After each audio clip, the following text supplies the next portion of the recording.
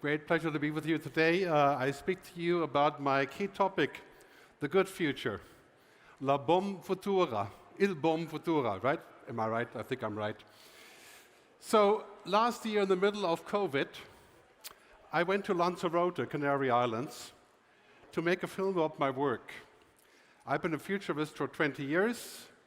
And one of my key topics is that the future is better than we think. Because today, when you talk about the future, you watch Netflix or Hulu or whatever, it's bad, right? The future is bad for us because first the robots come and take our work, and then they harvest our bodies for energy. Right?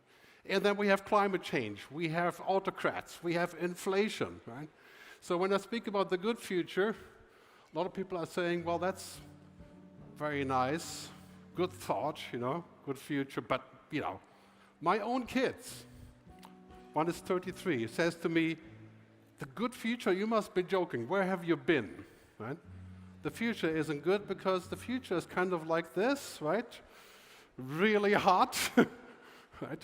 The summer of heat waves, droughts, food crisis, everything. Technology that's observing us, right? I'll talk more about that in a minute. Rather than helping us to connect, technology has started to disconnect us. The opposite, and of course, Ukraine, Russia, been mentioned many times today. So the worst chart is this one. You can see this from The Economist, where produced capital, money, has increased over time. We've made more money. Human capital has increased a little bit, but natural capital is down. Right? So in other words, if we go on like this, we're going to have more money, at least us, the top 10%, and the planet will fall apart, right? I mean, that's a great equation to leave for our kids. And just to give you a couple of bullets on this, we talked about climate change a lot already today. So 35 billion tons of CO2 every year will be turned out. Half of the CO2 has been turned out in the last 25 years by people my generation, pretty much, enjoying life, right? So our kids are growing up in a world where we made most of the trouble, right? 5.9 trillion is global fossil fuel subsidies. What's being spent for us to get cheaper gas, right? I mean, think of the perversion in this, right? The oil and gas industry makes $2.9 billion profit every single day. How many votes and politicians can that buy, right? And the last one is the best one. Since the Paris Agreement, the 6 biggest banks in America have financed $3 trillion in fossil fuel industry. They're financing the end of the world that we know it, right? And why is that? Because it makes money, right? And now, of course, the real challenge is, what is the ticket to the future, to a good future? I see 3 things. Digitization, technology, right? As I think Bertrand Piccard was saying this morning, being more efficient, being better, being faster makes perfect sense. Decarbonization, switching to green. And the last one is the hardest, Reformation. I live in Zurich, home of Martin Luther. No, I was going to say Martin Luther King. Martin Luther, of course. Right? Reformation, changing the way that we do things. The first 2 things are actually easy. We can do it, we are doing it. It's a business, right? The hard part is we have to digitize so that we can stay human, right? If we use technology so that we can basically forget about what we are, instead of having a real life, we'll live on Instagram. We put on the metaverse helmet, we move into virtuality. Decarbonization, that will only work if we work together, right? I mean, we can do what we want here in Portugal or in Europe. If we don't get China and India, Indonesia and Brazil aboard to not do what we did, it's over, right? We're timing out 30, 40 years. Last one is a great Greek word called telos, wisdom, right? As I like to say half jokingly, we have all the tools, science and tech, but we don't have the telos, yeah? We don't have the wisdom. We have all the technology we want, but we use it for the wrong things, as Buckminster Fuller used to say, and that has to urgently change. Trust, multilateralism, and collaboration. We have a choice, collective action or collective suicide. It is in our hands. Thank you. Thank you, Antonio. Collective action or collective suicide. And this is not just about climate change, right? It's about everything that we are creating. Technology, genome editing, artificial intelligence. Climate change is just sort of the first real case here. Right? So as I said earlier, this is easy, but Kevin Kelly, who's a great futurist, the founder of Wired, he said we should be optimistic, and he calls it protopia. Not utopia, not dystopia, protopia. Right? We should be optimistic not because we have less problems. That is definitely not the case. Right? But we have more capacity to solve them. As again, Bertrand was saying this morning, but the capacity means we also have to have the capacity of empathy and compassion to actually do this, right? Look at the facts of what we have, right? The biggest technological breakthroughs in human history right now and here happening, right? This big pyramid of robotics, AI. Technology is getting cheaper by the minute. I mean, very soon you can drive your electric car 2,000 kilometers, right? Not just 500. Right? All of these things, the blockchain, genome sequencing, giant business opportunities. Right? And as you can see here, the price of genome analysis going towards zero, computing power going towards unlimited. That means we can solve cancer eventually. Right? I mean, mind-boggling change. This is the best chart, right? Climate technologies.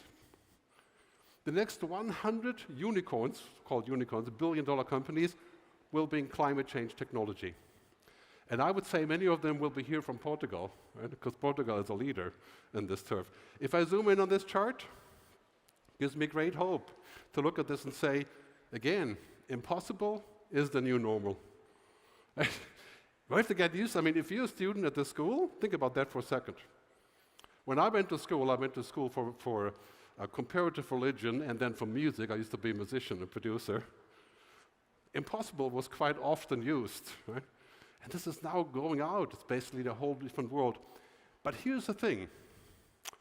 Technology alone will not save us. I lived in Silicon Valley 17 years. Everything is a technology problem. Everything is a technology solution. Buy more technology, you'll be happy, right? It's called dataism, right? Believing in technology. Technology is now a religion, right? And a drug. That's the worst combination, right? Because of this. Right? This is technology's problem. Technology is morally neutral until we use it. It has no ethics. It doesn't give a damn about your feelings. It doesn't know what feelings are, and it never will, because it's not conscious. Right? Algorithms know the logic of everything and the feeling of nothing. This is why when you go dating online, I mean, I'm married, so I don't date much these days, but if you do go online, right, and date, you find the perfect match in the database. Then you go to the date, 20 seconds later, no, it's just not true, right? Not a match. That's what technology does, right? It looks at the obvious facts. So we have this issue. First, we have climate change pollution, and now we have technology pollution, right? I mean, just look at when you're on the airplane, a 4-year-old kid sitting next to me with the parents, plays 4 hours of iPad on the flight, right? I would safely call that technological pollution. I meet the same kid later on the beach. It's still on the iPad, right? Now this is crazy, right? Facebook makes $150 million per day in profit, and it's basically destroying trust and democracy and peddling manipulation. I mean, think about that for a second, right? This company, just to pick one, not all technology companies are like this, right? It's probably worse than Aramco, the Saudi Arabian oil company, for our natural well-being. So we have to move to a different place of reformation, away from this obsession with GDP. It's been mentioned, I don't know, 50 times today, right? People, planet, purpose, and prosperity. I live in Switzerland, you know, we love prosperity. We should not forget about prosperity. But we have to think a little bit further. One of the ways we can do this is simply by widening our idea of what prosperity means. Because if a country has been growing economically for 30 years, yet large numbers of its citizens haven't felt the benefit, is it really moving forward? Jacinda Ardern, Prime Minister of New Zealand, right? Her governing principle of her government is, get this, right? Kindness. Can you imagine a man my age saying, I run the government based on kindness, right? I think that's a stretch. We're going to see a lot more women like Jacinda taken over major roles in government, as we have seen in Germany and in Colombia, and as we're going to see in many places around the world. That is the ticket, right? To bring more of that in. So as we're moving forward in technology, we have all these fantastic things that technology does for us. Yeah, it's kind of, hedonism, kind of a happiness, right? But it also has side effects. And the side effects is like a factory is coming out the other end, right? Bias, addiction, tax avoidance. We have to address that. It's very real. It's like climate change, right? So business as usual is dead. Right? That's both true for fossil fuel, but also true for technology. Business as unusual is kind of where we're going. Right? And I have to understand this, very important, especially I think in Portugal, here in Europe. We have to reboot the economic logic. We can't just say whatever makes money is good. It worked for a while. Yeah, but we're at the top. So basically what we're seeing here is moving to a world where technology will be everywhere. Right? Technology will be in everything that we do. And we're going to see AI help us being more efficient. Like here, this chart says, basically, artificial intelligence will make us 4 times as productive. Bookkeepers, lawyers, paralegals, right? That's great, but here's the problem. Technology doesn't solve this problem, which means most of the productivity gains goes towards the upper income class, right? Not the people actually looking for new jobs. Right? It's a distribution problem. Fair and collective distribution of the benefits of technology. That's what we should be asking for. And part of that includes, for example, a digital dividend. If Facebook is making 150 million a day in profit, let's have them pay some journalists, right? That public journalism, public media. That would make sense, so get some money back from this. Right? So to wrap it up, the good future is not this. Right? For example, Yuval Harari's idea of useless humans. Right? I love his book, but it's a little bit dark, right? So we're not useless just because there is a smart robot. Right? We're not going to live in a world like this, where we wear virtual reality glasses and real life is useless, right? You can marry a robot because it's more efficient. Right? The good future is this: awesome humans on top of amazing technology. This is what we have to teach our students and our kids, of course, right? We have to be awesome humans. That is the thing number one. We cannot refuse amazing technology, and we shouldn't. But like any other drug, right? Too much of a good thing can be a very bad thing. The same is true for technology. We're moving into this world where this is the Neoluvian woman, as I call it, surrounded by technology. That's unavoidable. But then again, I think we have to morph into a world where we still go back to nature, right?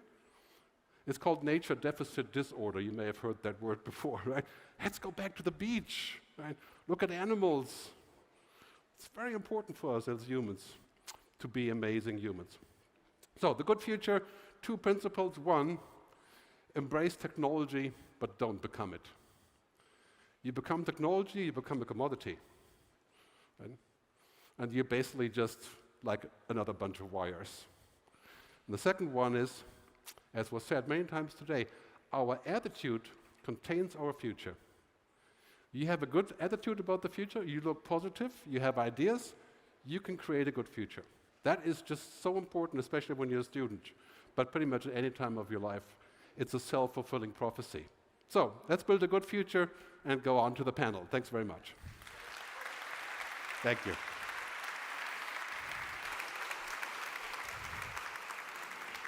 Thank you so much, Gerd, Leonhard. Now, as you said there, Gerd, we're going to have a panel debate now, so I'm going to invite the team there just to pop the chairs here on the table. But I'd just like to ask you, while they do that, Gerd, How do people react to that pitch? If you're at either a dinner party or speaking to policymakers, do people just look at you and just roll their eyes, or what's the kind of reaction you normally get? It depends on where you're asking, you know.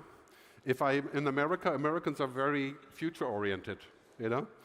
If I do this in France or in Germany, they're saying, oh, you know, the future isn't good. But it's a belief, right? And it's a big problem for us. If you look at Portugal, I think Portugal has a much more fundamental belief about good possibilities. I don't really know why, but every time I come here, I feel like people are open to the message, right? And that is really important. And just that idea you had about Facebook supporting and resourcing public journalism, will you pitch that to them? Yeah, I stopped doing any speaking engagements for Facebook a long time ago. Basically, Facebook has become ethically devalued, right? It has no ethics. In any company that has no ethics, I would think about twice if I left my Facebook account, I stopped speaking for them. So it's a big challenge. Okay,